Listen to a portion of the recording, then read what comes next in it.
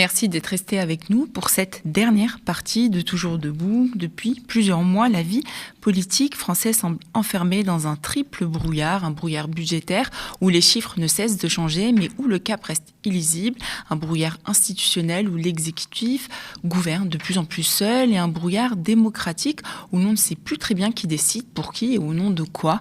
Les nombreux débats sur le budget cristallisent aujourd'hui toutes les tensions, menaces de censure, bras de fer permanents avec le Parlement, sentiment d'impuissance des élus comme des citoyens. Derrière ce chaos apparent, une question plus profonde se pose. Sommes-nous face à une crise conjoncturelle ou face à l'épuisement d'un mode de gouvernance? Pour en parler, nous recevons Jean-François Bayard, sociologue et directeur de recherche au CNRS, auteur en 2022 de L'énergie de l'État pour une sociologie historique et comparée du politique, paru aux éditions La Découverte.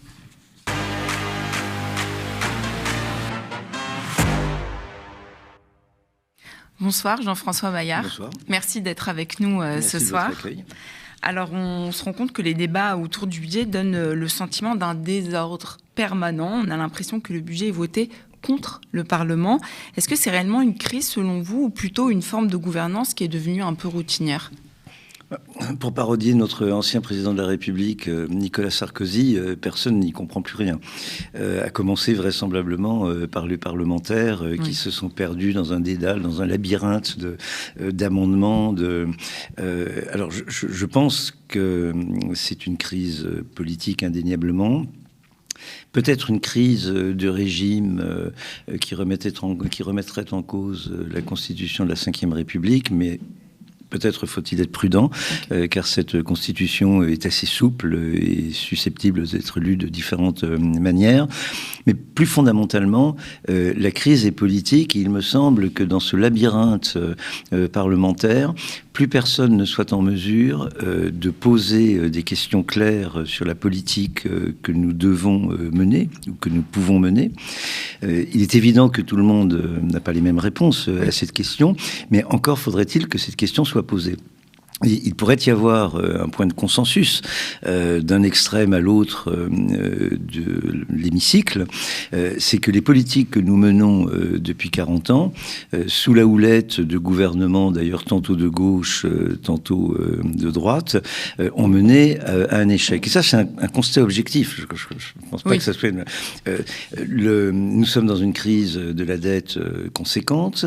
Les politiques qui ont été menées n'ont pas véritablement, même si elles ont pu d'une certaine manière améliorer ici ou là la question de l'emploi, résolu la question du chômage, parce que c'est une question fondamentale de redéfinition du travail, notamment industriel. Nous sommes en pleine désindustrialisation, donc de ce point de vue l'échec est absolument flagrant, et plus rien de ce qui marchait dans ce pays ne marche plus. Les services publics, comme on dit, mais les services publics, c'est quelque chose d'extrêmement concret. C'est la poste, les trains, l'école, l'hôpital, naturellement. Et tout Français se rend compte que tout cela, qui faisait un petit peu l'orgueil de la société française, ne fonctionne plus. Et nous sommes, par ailleurs, dans une société complètement à la dérive, pas simplement économique ou financière, mais dans la dérive morale, quand nous voyons ce qui se passe dans nos établissements scolaires, dans nos EHPAD, en matière de violence. Et maintenant, on découvre que même dans les établissements réservés aux tout petits enfants, il y a... des abus sexuels ou de maltraitance. Tout cela ne venant pas de n'importe où, ou de la malignité profonde de l'être humain, peut-être, d'accord, mais cela vient surtout de l'absence de personnel, de la perte des repères qui caractérisent ou devraient caractériser le service public.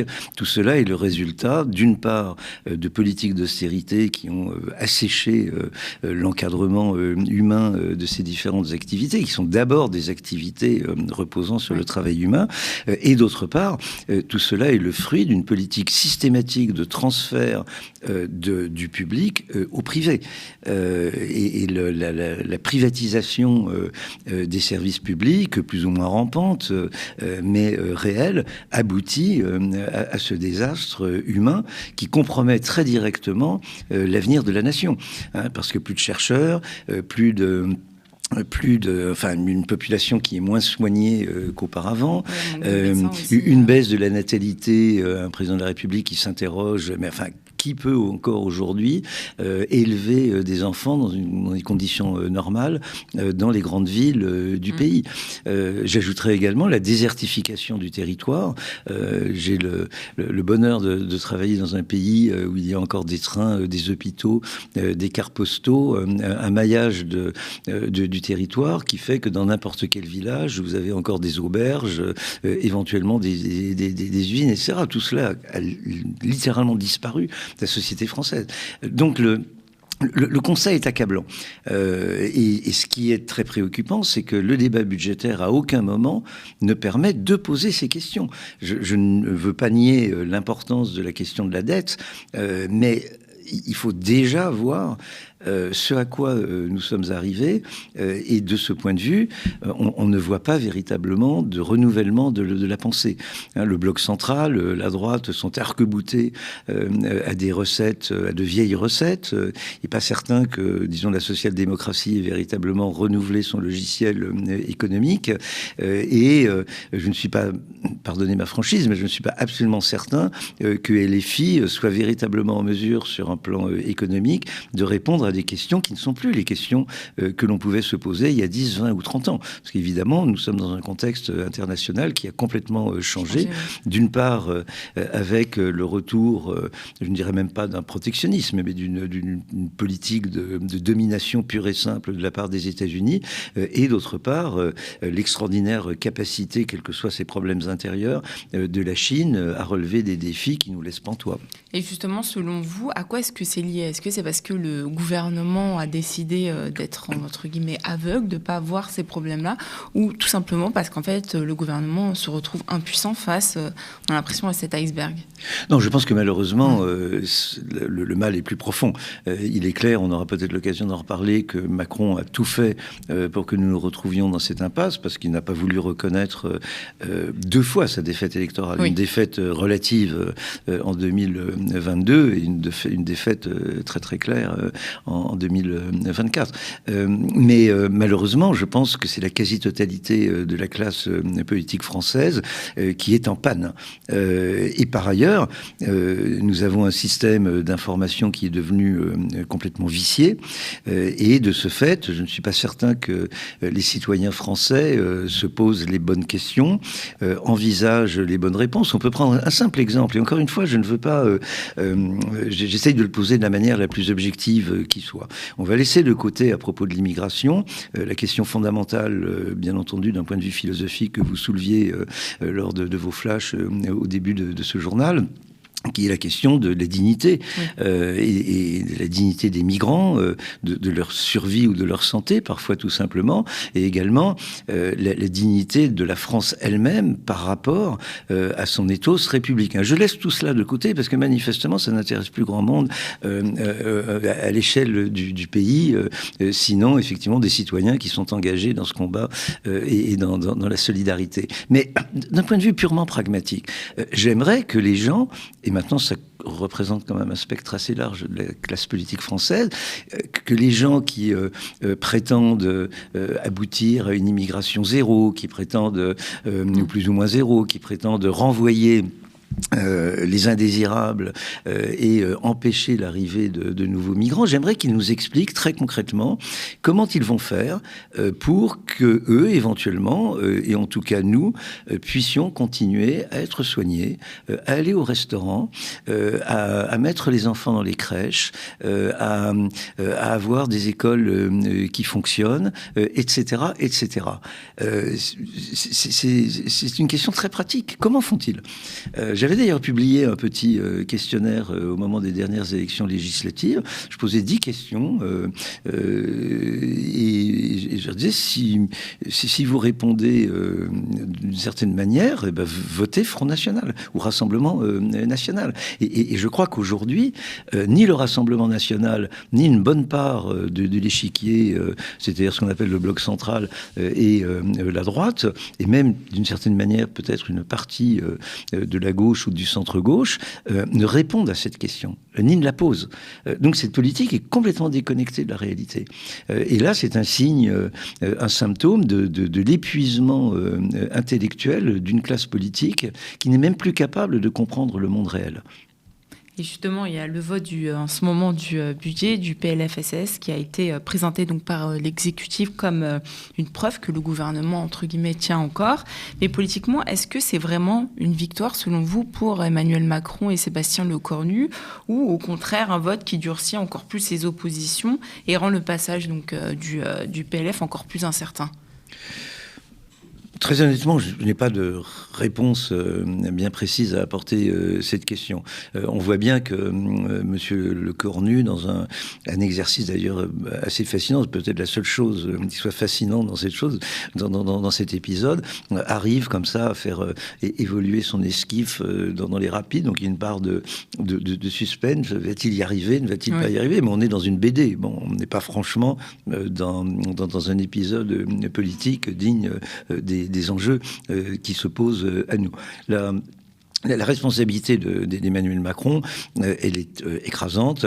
On voit très bien que son principal objectif est d'essayer de finir son mandat présidentiel. Peut-être a-t-il l'outrecuidance de rêver à un rebondissement. Il y a quelque chose d'assez fascinant dans la capacité d'aveuglement de cet homme.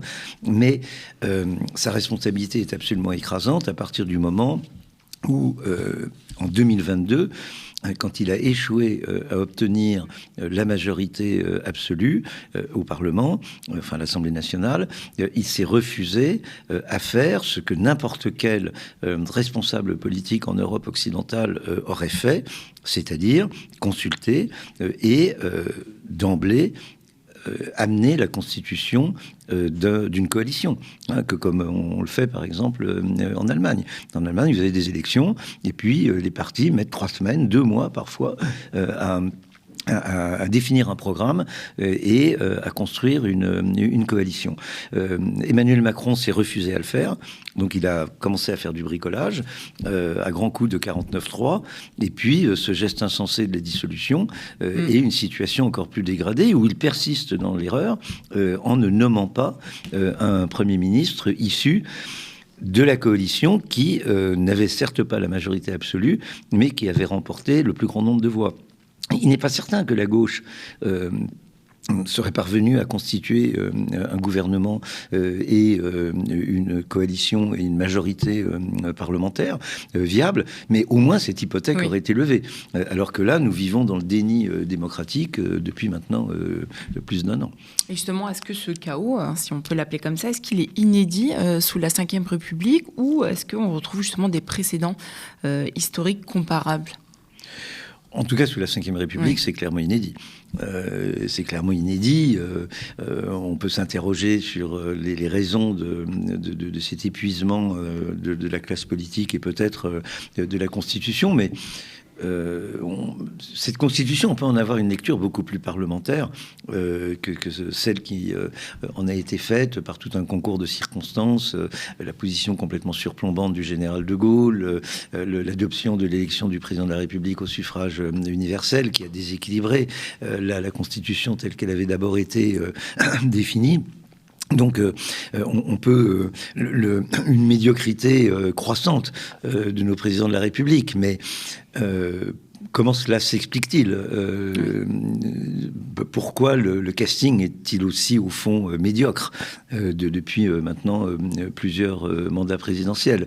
Je pense également que le quinquennat est une catastrophe, c'était une fausse bonne idée, parce que ça a encore comprimé le temps politique, et au fond, aujourd'hui, un président de la République, d'une part, n'a pas cette espèce de chambre de compensation que pouvait représenter le décalage entre le calendrier parlementaire et le calendrier présidentiel, et d'autre part, un président de la République, dans son premier mandat, ne pense qu'à sa prochaine réélection, donc il est immédiatement empêtré dans des jeux politiques qui ne sont pas forcément très glorieux, et s'il parvient et apparemment c'est pas toujours si facile que cela, aujourd'hui, s'il parvient à obtenir un second mandat, plus personne ne l'écoute véritablement, puisque l'on sait que de toute manière, dans 5 ans, il aura disparu de la circulation. Et que lors du second mandat, eh bien, chacun affûte ses couteaux pour préparer la succession. Donc je pense que la rythmique du quinquennat a été complètement délétère. Mais ceux-là, ce sont un peu, pardonnez-moi, j'ai un félin dans la bouche. Tout cela, si vous voulez, est relativement secondaire par rapport à des contradictions beaucoup plus structurelles de la société française. Un aspect qui, naturellement, vous tient à juste titre à cœur, le paysage médiatique en France est catastrophique. Il est catastrophique parce que nous avons une concentration extrême des médias dans la poignée de quelques milliardaires qui ne sont pas simplement des gens qui sont là pour faire des affaires ou parce qu'ils ont envie de s'offrir comme ça une danseuse médiatique. Bon, très bien. Ils sont là véritablement pour faire passer des agendas politiques, idéologiquement très marqués, par exemple dans le cas de M. Bolloré ou de M. Serrin, et de toute manière, une orientation éditoriale qui précisément empêche le renouvellement des idées. Et ça, on l'a bien vu avec la taxe Zuckman. Moi, je suis absolument pas économiste, je suis incapable de vous dire si c'est une bonne ou une mauvaise idée. Mais ce qui est extraordinaire, c'est que cette idée n'a pas véritablement été débattue dans les médias. C'est-à-dire que vous avez mis à part évidemment certains titres ou certaines chaînes, ou y compris d'ailleurs des chaînes du service public, mais là aussi avec des biais, parce qu'au fond, tout a été réduit à une question simple. Derrière cette taxe Zuckman, n'y a-t-il pas une simple machine à nier la richesse, à embêter les riches? Est-ce que c'est pas encore un complot de LFI ou de je ne sais qui? Donc il n'y a pas véritablement eu de débat sur le fond, et cela, c'est un des effets pervers de l'extrême concentration des médias. Maintenant, d'ailleurs, ce ne sont plus simplement les médias. On voit que M. Bolloré s'est emparé d'une part extravagante du paysage éditorial. Et je le sais d'ailleurs, puisque moi-même, mes premiers livres ont été publiés chez Fayard. Et je suis bien embarrassé de voir des livres. D'ailleurs, je pense que Fayard est également assez embarrassé d'avoir, par exemple, dans son catalogue, un livre dont le titre est « L'illusion identitaire ». Parce que ça fait désordre par rapport à l'idéologie qu'ils promeuvent aujourd'hui. Donc il y a tout cet aspect à l'échelle nationale. Et puis, et je vous rappelle de ce point de vue que les grandes lois sur la presse, notamment au moment de la Libération, visaient précisément à démanteler les situations monopolistiques qui avaient littéralement vicié le débat public avant la Seconde Guerre mondiale. Mais il y a un autre aspect des choses qui est beaucoup plus ancien. J'ai pas mal travaillé sur les régimes africains, notamment les régimes africains de parti unique, mais il est quand même assez navrant de voir que la France, en tout cas les régions françaises, vivent dans un régime sinon de parti unique, mais en tout cas de presse unique. Oui. C'est-à-dire que vous avez un titre qui a une position de monopole, pour ainsi dire, et la plupart de ces journaux, avec toute la considération que je puisse avoir, que je peux avoir pour leur passé, pour leurs journalistes, etc. Mais on voit très bien que ces titres ne contribuent pas à la richesse du débat public sur les grandes questions politiques. Hein, ce sont et même sur les enjeux, locaux. Vous avez des investissements, par exemple, locaux, ou des décisions prises par le Conseil général, par tel maire, etc., qui ne font pas l'objet dans la presse locale. Parce que la presse locale est complètement contrôlée très souvent par des intérêts politiques. Je ne vais pas citer de régions ou de titres, et vous avez de grands titres qui, même parmi les plus importants, qui essayent de contribuer à ce débat public, notamment dans l'ouest de la France. Mais pour autant, il n'y a pas de pluralisme. C'est-à-dire qu'on peut avoir des titres en situation monopolistique qui sont plus sympathiques que d'autres, dans d'autres régions, mais nous n'avons pas véritablement de pluralisme de la presse. Et ça, c'est quand même extraordinairement préoccupant d'un point de vue démocratique. Et je crois que ça contribue à assécher le débat, la qualité du débat public. Et c'est le cas aussi au sein du gouvernement. Beaucoup de personnes aussi parlent de cette méthode, la méthode Macron. Emmanuel Macron gouverne donc avec une majorité relative depuis 2019. 2022, vous l'avez dit. Est-ce que c'est compatible du coup aussi avec sa façon de faire, sa façon de gouverner qui, entre guillemets, peut à la fois, selon lui, produire de la stabilité et de l'autre côté, on a l'impression qu'elle produit aussi beaucoup de colère chez certains élus, chez certains députés et tout simplement, en fait, au sein de la population.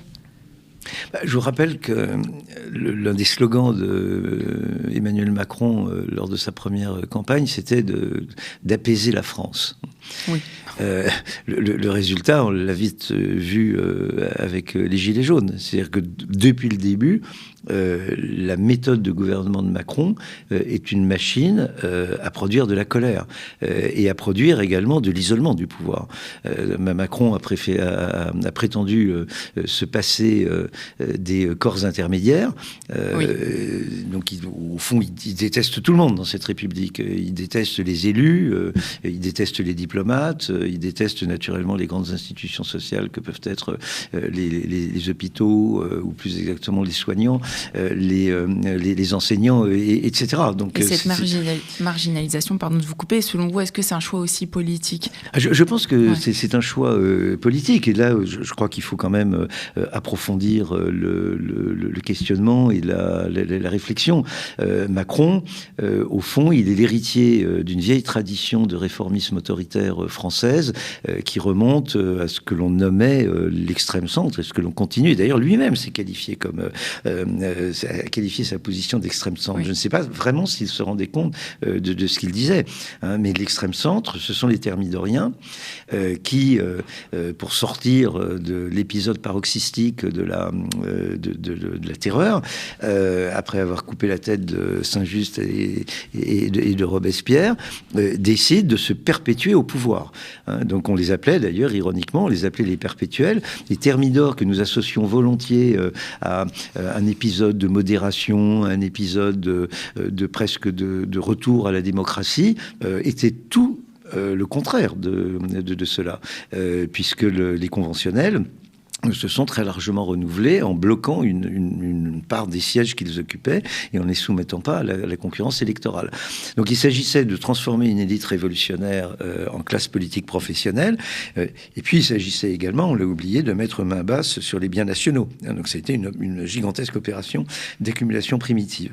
Et ce positionnement d'extrême centre s'est reproduit avec le Premier Empire, avec les Saint-Simoniens, avec Napoléon III, a poursuivi son cheminement avec un certain nombre de ministres, comme par exemple Tardieu, etc., pendant la Troisième République. D'une certaine manière, l'État français de Pétain, donc Vichy, a reproduit ce mode de gouvernement, et la Ve République l'a également fait.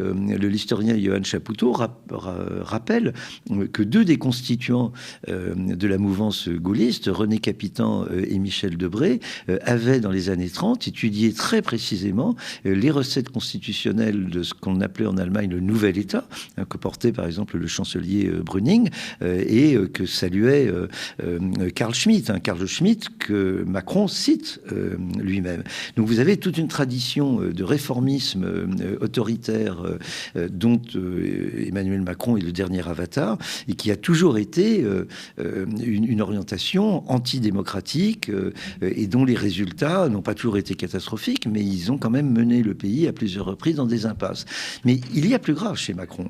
C'est la manière dont il recycle les vieilles thématiques de la révolution conservatrice à la française. N'oublions pas que dès avant sa première campagne électorale, il va célébrer, commémorer la pucelle d'Orléans. Il va au Puy du Fou. Et ce que l'on pouvait croire au début, ce que l'on pouvait prendre au début pour des grosses ficelles électoralistes, au fur et à mesure qu'il a progressé, si je puis dire, dans ses quinquennats, on s'est aperçu qu'au fond, ça correspondait correspondait à une part au moins de sa vision des choses.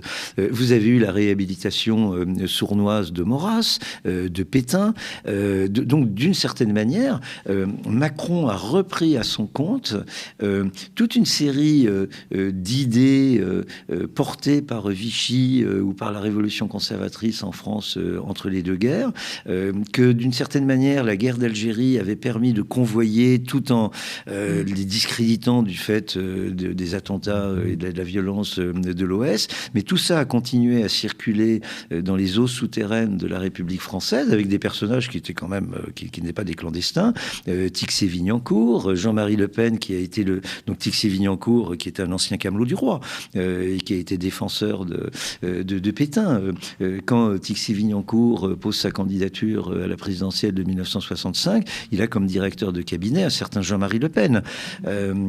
Patrick Buisson, qui en 1968 écrivait dans Minutes, et qui, sauf erreur de ma part, a été le premier à traiter Daniel Cohn-Bendit de juif allemand, etc., etc. Donc tous ces gens ont convoyé le mouvement du Grèce, qui est créé à la fin des années 1970 dans la mouvance d'Alain de Benoît.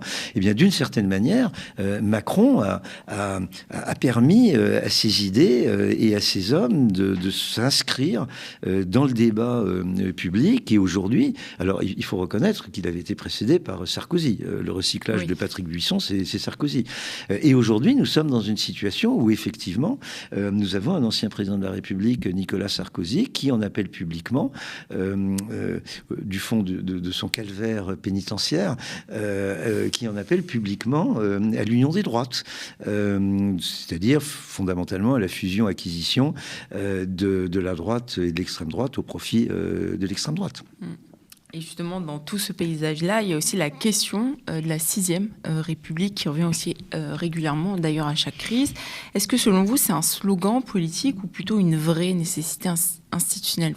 Vous en avez pas un peu parlé au début. Oui, alors, je ne suis pas constitutionnaliste. Encore une fois, je pense que nous n'avons pas épuisé tous les charmes et toutes les potentialités de la 5e République. Et par ailleurs, je me méfie un petit peu de la propension des Français, je suis moi-même français, donc je peux le dire, de la propension des Français à régler des crises politiques ou des difficultés politiques, économiques, etc., par l'édiction de nouveaux textes. Je pense qu'en France, nous sommes très très forts dans l'écriture de textes, de constitutions, de règlements, de lois, etc. Et je ne pense pas que ça soit la bonne solution. Encore une fois, le vrai problème n'est pas un problème constitutionnel. C'est un problème beaucoup plus grave. C'est également un problème, on n'en a pas parlé jusqu'à présent, mais il est un des plus dramatiques. Ces politiques néolibérales qui sont suivies depuis 40 ans ont mis en panne l'ascenseur social. Et l'ascenseur social, c'est pas simplement une considération solidariste, abstraite, sympathique, etc. L'ascenseur social, c'est ce qui donne du sang neuf à un système politique ou à un système économique. Si nous ne sommes pas capables, si nous ne sommes plus capables, avant nous pouvions le faire, avec évidemment de grandes asymétries, de grandes inégalités. La République fait liberté, égalité, fraternité. On sait très bien que de la coupe aux lèvres, il y a loin. Mais il y avait quand même un ascenseur social qui permettait à des enfants ou à des adolescents particulièrement doués, travailleurs, etc., de s'intégrer au système scolaire. Aujourd'hui, notre ascenseur social, il est complètement bloqué et nous sommes absolument incapables, mis à part quelques initiatives sur lesquelles d'ailleurs, qu'il faudrait d'ailleurs évoluer, mais nous sommes absolument incapables d'accompagner, par exemple, les enfants des quartiers défavorisés ou les enfants des migrants que l'on voit comme une espèce de menace, de pollution, etc., sans se poser 30 secondes l'extraordinaire richesse humaine de gens qui ont traversé des conditions aussi difficiles que celles qu'ils ont subies. Ce sont des gens exceptionnels humainement. Et nous sommes absolument incapables d'ouvrir nos institutions, notre système d'enseignement, notre système système culturel à ces personnes qui seraient susceptibles précisément de renouveler le débat, de confronter la société française à ses réalités actuelles. Et la société française, c'est de plus en plus une société, j'ai l'âge qui me permet de le dire, et vous me pardonnerez peut-être l'expression trop familière, mais une société de vieux cons qui sont pas contents parce qu'il y a des gamins qui viennent jouer au ballon sur dans leur jardin. C'est ça, il y a une espèce de crainte de l'extraordinaire potentiel qu'il y a dans la société. Et ça, c'est beaucoup plus important, me semble-t-il, que de rédiger une 6e constitution. Justement, il y a aussi beaucoup de Français qui ont le sentiment de ne plus peser politiquement. Est-ce que, selon vous, on est face à une crise de confiance, de représentation ou de légitimité, pour conclure? Bien sûr, et à juste titre. De 2005, on en paye encore le prix. C'est-à-dire que le refus de prendre en considération le vote des Français, et là aussi, je le dis d'autant plus librement que personnellement, j'avais voté oui, mais le refus de prendre en considération le non au référendum constitutionnel européen, c'est un scandale absolu. Après, il ne faut pas s'étonner que les gens n'aillent pas voter. Il faut à nouveau rappeler que plusieurs de nos présidents de la République de droite ont été élus grâce au vote de gauche, et à peine ont-ils été élus, ils ont fait un bras d'honneur aux électeurs de gauche grâce auxquels ils sont arrivés au pouvoir. Et ça a été le cas de Chirac face à Le Pen, ça a été le cas de Macron, qui 2 fois a été élu par des électeurs de gauche. Et à aucun moment, ces électeurs de gauche n'ont été pris en considération. Je comprends très bien, il ne s'agissait pas forcément de faire un gouvernement d'union nationale, mais si par exemple la réforme sur les retraites avait été discutée en profondeur selon de vrais processus de concertation, et il y avait des syndicats qui étaient prêts à jouer ce jeu, comme en quelque sorte reconnaissance, pas au sens moral du terme, mais comme signal que l'on avait bien compris que l'on était arrivé au pouvoir grâce en partie à des électeurs de gauche, je crois que nous n'en serions pas là aujourd'hui. Cela étant, je pense que les électeurs, et singulièrement les jeunes électeurs potentiels qui restent chez eux, ont bien tort, parce que il est assez facile de faire le constat, effectivement, d'une crise de représentation, d'une incapacité de la classe politique à prendre en considération les besoins et même les votes, les suffrages d'une bonne partie du peuple, mais il faut quand même que tout un chacun et chacune se rende compte qu'un billet Rassemblement National, c'est un billet sans retour. Je ne veux pas dire que ça va être l'instauration d'une dictature à la Pinochet, etc. Mais les Polonais ont voté à plusieurs reprises en faveur d'un parti qui, mutatis mutandis, est assez comparable à celui du Rassemblement National. Lorsqu'ils ont décidé de rendre la majorité à des partis libéraux ou social-démocrates, ceux-ci ont eu et continuent d'avoir les plus grandes difficultés à défaire ce que le parti de droite nationaliste avait tissé pendant plusieurs mandats.